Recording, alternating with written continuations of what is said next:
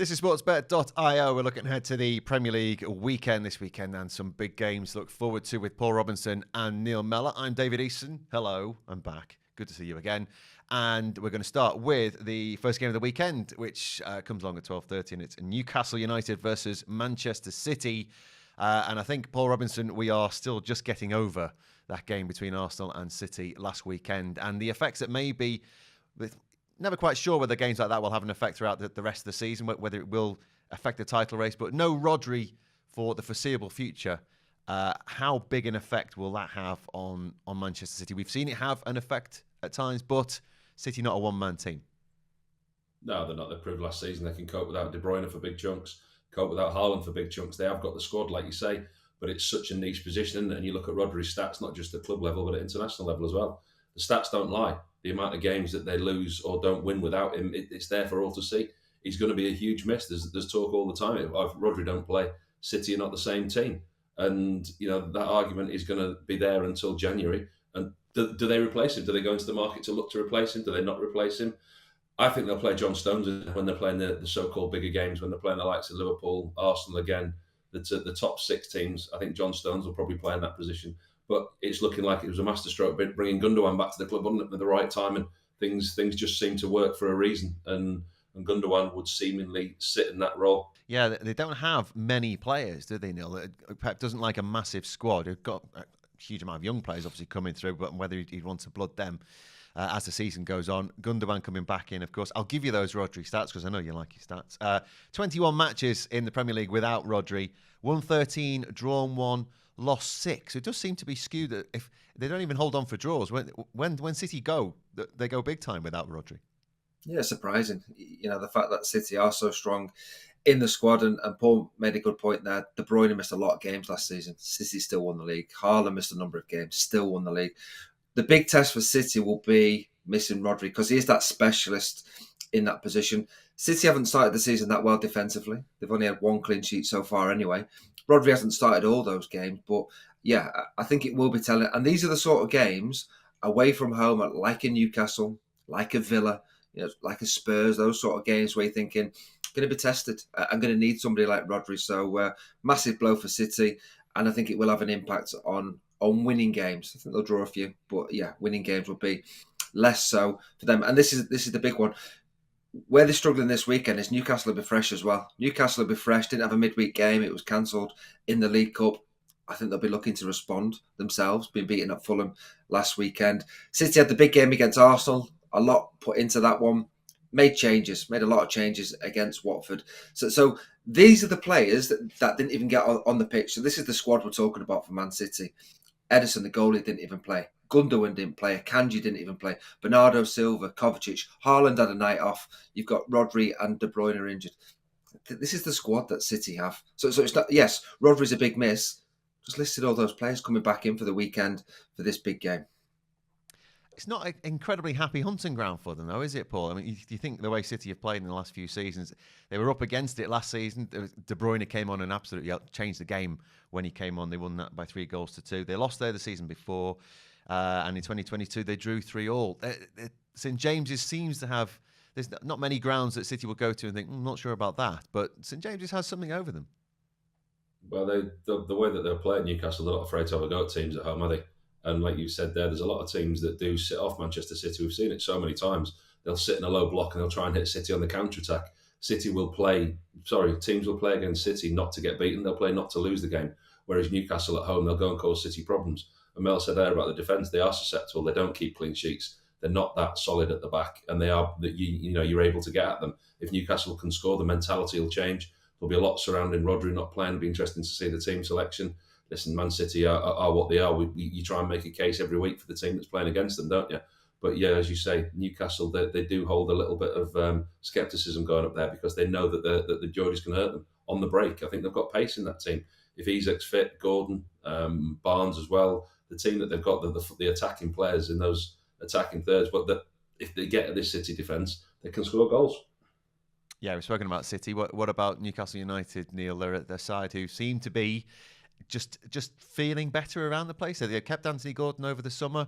There was all a bit of talk about it not quite going right for Eddie Howe, and obviously we sacked him last season during this podcast. But he's still there, and they still play that brand of football, don't they? Yeah, poor result last week. Getting turned over at Fulham 3-1. That's not gone down well. That's the first defeat of the season. They've won 3 previously, so a couple of decent results. You look at the attacking players and think they'll create and score goals. Isak's key. Isak's finishing ability is outstanding. Gordon, Joelinton's fit in there. Bruno Ramirez. So there's a few players that can really hurt City, but they all have to be really at it. They all really have to be at it. I think the home fans will make a difference as well. The atmosphere. Am I right in thinking Newcastle went 2-0 up last year, or certainly were in front, weren't they, a couple of times? Ended up getting beat 3-2. But you said about that record, Newcastle have beaten Man City once in 19 years in the Premier League. Once in 19 years in the Premier League. That's a horrendous record. That was in 2019. Rondon and Richie penalty were the goals that day. I think a draw would be a good result for Newcastle. Okay. They did beat them in the League Cup. But does that count? Maybe not. Not in the Premier League stats, no. Not in Premier League. No. Premier League. So let's go for a scoreline on this one. What's your prediction on this one, Paul Robinson? I think there'll be goals. I do think there'll be goals, but you can't back against City, can you? I think there's only a full-backs against Man City every week. I'm going to go for City to win. I'm going to go for City to win 3-1. Okay, over 2.5 goals in City's last 4. They've scored at least 2 in the last 14 Premier League games and undefeated in 28 in the Premier League. What's the score, Neil Mellor? Both teams have scored in all the Premier League games so far, so I think both teams will score. Bernardo Silva hasn't scored in the Premier League since Newcastle away in January. That's his last Premier League goal, January. 21 Premier League games since. So Bernardo Silva to score, both teams to score. Newcastle 1, Man City 1. Oh, he's taken the draw. Another City draw. 1-1. Interesting. First up, that's Newcastle against Man City. Moving on to one of the 3 o'clock games, and 2 sides who are bouncing back this season. It's Chelsea against Brighton. Chelsea, again, all last season, we were like, have they turned a corner? Have they turned a corner? And very often they turn a corner and then find themselves they were back where they started. But, Neil Mellor, have Chelsea turned a corner? Dave, I know you've been away. They're now known on this as Neil Mellor's Chelsea. Neil, does he love? Oh, right. Well, in the same way I took Villa up last year for top 4, Mel's has gone all in on Chelsea, so it's Neil Mellor's Chelsea this year. Neil Mellor's Chelsea. We're back in Neil Mellor's Chelsea. Okay, who are you picking up front for Neil Mellor's Chelsea? That's one question, I suppose. At no point have I wanted to see them win a game this season. Yeah, I fancied them to go well, and they've started well. I think everyone's buying into the new manager. They've obviously got a lot of players. They made loads of changes midweek for the game against Barrow. What was it, £500 million worth of players out on the pitch? And maybe none of them will start at the weekend. So I think Jackson's obviously a player who's wasted a lot of chances previously, but seems to be doing all right this year in terms of finding the back of the net. Palmer's so important, influential for Chelsea. So I'm looking at this game and thinking, see no reason why they won't continue that decent run. Brighton are a side who I don't think will lose many games. I think they'll maybe draw too many again. I think you look at Brighton, I think they can make it difficult for teams. So, Chelsea, Brighton. I've got a quiz question for you both on this one. There you go. I've missed these. Chelsea did the treble over Brighton last year. Just throwing that one in. Brighton have only ever won once at Chelsea, and that was back in 2023, so just over a year ago. Who was the Chelsea manager? So Brighton have only ever won once away at Chelsea. Who was the Chelsea manager? Who was the Chelsea manager last season? Or season 2023. No, I'm not saying last season. I'm not saying last season. I'm saying 2023. If you want to interpret that season. Was that Lampard coming back? Is that your guess? Who's your guess, Robbo? I said Pochettino, but then it's not last season, so it'll be who finished the season before. Was it Lampard at the end of the season? I'm going to say Lampard. Was Lampard? Yeah, it feels like a long time ago, doesn't it? Lampard was in charge, but that was that's their only win at Chelsea, so they don't have a great record there. But they're a side capable of getting something. I think the way Chelsea are playing, I don't see them slipping up here. It might be that question, Paul, of who you start up front, or whether you play Jackson or Nkunku. My stat for Nicholas Jackson is since he signed for Chelsea, he scored more outfield goals and without penalties. He scored more goals than Mo Salah. Seems a bit strange. Good start. But Nkunku coming in, again, we waited all last season for Nkunku. Chelsea did. I just about got him on the pitch towards the end. Never really got firing, but they now have choices. And with Cole Palmer in there as well, the forward line is there. It's not that they haven't got players, it's finding the balance, isn't it? Well, they've not lost since the first game of the season. So they're certainly going in the right direction. All of a sudden, the noises coming out of Stamford Bridge are that of positivity. And all these players that have been frozen out and not included in the transfer system, it all seems to go a little bit quiet, doesn't it, when results on the pitch go the right way. And as you say, he's got players coming back and he's got choices. I mean, it was no big shakes midweek winning in the League Cup, was it? But I think the results that they've had before that, the win at West Ham, I think that was a statement win because they've not got a good record there, have they? At the London Stadium, they've got a really poor record there. Thought they went there. Listen, West Ham aren't where we expected them to be either, are they? But they still needed taken care of. I think he has got choices, and Nkunku, Jackson, Cole Palmer, there's always goals in that team. And I like Neil this weekend, the way that Chelsea are and the role that they're on, I can't see him slipping up against Brighton at home. Brighton have drawn their last 3 matches. Neil, what's the score going to be this time? Yeah, I'd give Brighton a goal. I always fancy them to nick a goal, but I think Chelsea will have too much for them. Jackson's on fire at the moment, so Jackson to get himself on the score sheet again is likely. Chelsea to win, but narrowly, not a big win. I'm going for 2-1 for Chelsea. A 2-1 Chelsea win. Paul, what do you think? I've got them down for a clean sheet. I've got them down for defensive solidity at home. I'm going to go for a 2-0 Chelsea win. 2-0 to Chelsea, says Paul Robinson. Right. Moving on to Sunday, and it's Manchester United at home to Tottenham. United fresh from the midweek Europa League point against FC Twente. Against Tottenham, who are... let's start with you, Paul Robinson, on Tottenham. Is it all roses again at Tottenham? It seemed to be that the fans got behind the real fans, the ones in the stadium, not the ones online and on phone-ins, who may well be the same ones who are in the stadium, got behind their side at the weekend, saw them come back and win. The problem they say with Ange is it's all plan A, there's no plan B. Yeah, it is. Well, plan B is just do plan A a little bit faster with different personnel. And that's just the way it is. I mean, I was at the game against Brentford, and it was the worst start they could have possibly had. I mean, after 23 seconds, they went 1-0 down. It couldn't have been any worse. But actually, what his team gave him, they showed him character. They clearly worked in the short time that he'd had with them that week on going forward. I mean, yes, the possession stats, they had over 60% possession in every single Premier League game this season, and they lost the most games with that amount of possession out of anybody. So what he'd done is he'd worked on them going forward. All the turnover possession, every time they won the ball back, first thought was forward. Whether it was dribble forward, whether it was run forward, whether it was pass the ball forward, the first intention was forward. The touches that they had in the opposition box in the first half was incredible. The chances they created, they just looked a lot better. Defensively, they're still going to be susceptible. They hold that high line. Mickey van der Ven's pace gets them out of trouble so many times. They're going to concede goals, and that's just the way that they play. Like you say, it's plan A or plan A, and teams do work that out, and especially with teams that have got pace, like Mbumo did for Brentford on the break that they had. Teams that play against Tottenham on the counter-attack with pace will score goals against them and will cause them problems. But actually what I saw at the weekend with the forward players, the attacking intent, they looked a lot better. And as you say, the atmosphere inside the stadium was good. It was a little bit nervy towards the end when it was only 2-1. Vicario had a couple of wobbles when he handballed outside his box. Brentford had a couple of opportunities. And in all honesty, there was a turning point after about an hour where the game could have gone either way. Brentford got a goal. They could have got themselves back into it. But that third James Maddison goal, that tipped it in Spurs' favour. And you just felt the relief around the stadium. Listen, I'm not saying they're done. They're the finished article. They're back on track. It'll be interesting to have this conversation tomorrow because as we talk, they play Carabao tonight in the Europa League. So they make their debut back in Europe after a season out tonight. So it'll be interesting to see what team he picks, how they get on. And that will give you a big clue as to what type of mentality they go to Old Trafford with on Sunday.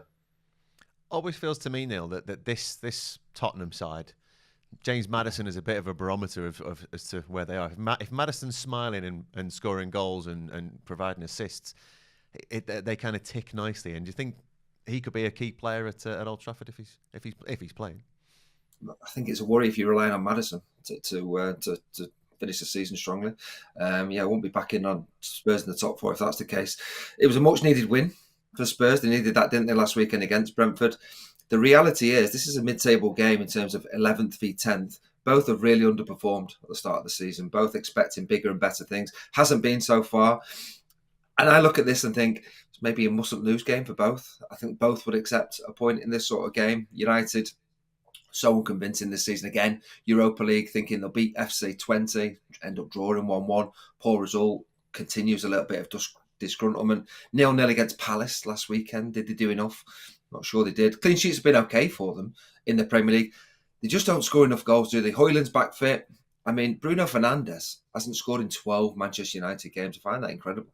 I think he's a player who really does usually contribute. For whatever reason, he's not. I look at Spurs who have goals in the locker. So I think it'd be a good game with goals in it.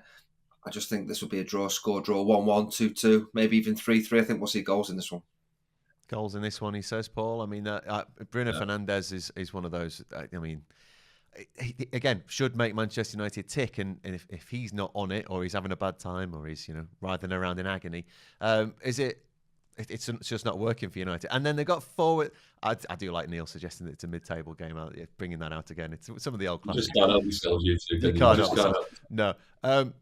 But so United. Oh, go on. Be positive about Manchester United for us, Paul. Because again, they've got players who will provide an hour's worth of good play, but it doesn't seem to be anyone can put 90 minutes of a performance together. Well, I was hoodwinked. I went to watch him against Barnsley. I covered the game, the Barnsley game in the League Cup, and I tipped him to go down to Selhurst Park and smash Crystal Palace. Probably got carried away with the performance against Barnsley. They are where they are. The poor performance against FC 20 in the Europa League midweek. A decent result at Southampton the week before. But actually, when you look at it, Southampton had the chances in the game. Draw at Palace. We saw about Fernandes not scoring. He's not playing well. That's the big thing. He's not playing well. He's playing the team that's struggling. I don't know what's going on with Marcus Rashford. He left Marcus Rashford out. Played Garnacho. I understand that because Garnacho against Barnsley was very, very good. But so was Marcus Rashford. There's something amiss. I don't know why. He's playing with the two holding midfields, Eriksen and Mainu against Palace, and he left Rashford on the bench, where after the way he played with his record of goals in recent times, you would have played him. I think there's going to be goals. I really do. I don't think either team can defend particularly well. And I think there's going to be goals in this. I am in complete agreement. I think we could have a really good game here on Sunday. Not necessarily one for the coaching manual defensive-wise, but there's enough players on that pitch that can score goals. There you go. Question, Dave. Always got a question before the scores. Here we go. Right. Last time it was 0-0 was January 2005. And the reason was because there was two brilliant goalkeepers that day. Who were the goalkeepers in Man United and Spurs? Me and Roy Carroll. And Roy Carroll chucked one in from Pedro Mendes from the halfway line, and we should have won that 1-0. Is that the one? Game? Is that the game? Yeah. Oh, that's the game. That was the last 0-0. That was the last 0-0 in this game. There you go. Back then. It wasn't 0-0. It was 1-0. We won. Dig that one out if you haven't seen it. It's I mean, it was so far over the line. So it was like genuinely, it was almost hit the back of the net. You probably did. You see it from the other end? It was in. I swear to you, I could see it from the other end. It was that obvious. Brilliant. United used to get away with that kind of thing at Old Trafford, didn't they? You can see why goal line technology may have come in pretty quickly on that. So what's the score, Paul Robinson? It isn't going to be 0-0, put it that way. I think we're in for a cracker, I really do. I think the way that Tottenham play, we're going to talk about them. Both teams to score this season for Tottenham will come in regularly. If you back that every week, you're going to be up at the end of the season. I'm going to go both teams to score. Overs in the goals, over 3.5 goals, 3-2 Tottenham, away win. Crikey. Plenty of value in this game. Plenty of value. 3-2 Tottenham. 3-2 Tottenham. 3-2 Tottenham. Neil Mellor, what are you thinking? Yeah, I can see that. Could see United winning 3-2. But I'm going to go for the same scoreline as last season. United 2, Spurs 2. Either way, it's a Sunday afternoon Premiership classic between Manchester United and Tottenham. So that's the big games in the Premier League that we're looking ahead to this week. That's part one of the Sportsbet.io Premier League preview. We'll go through the rest of the games next.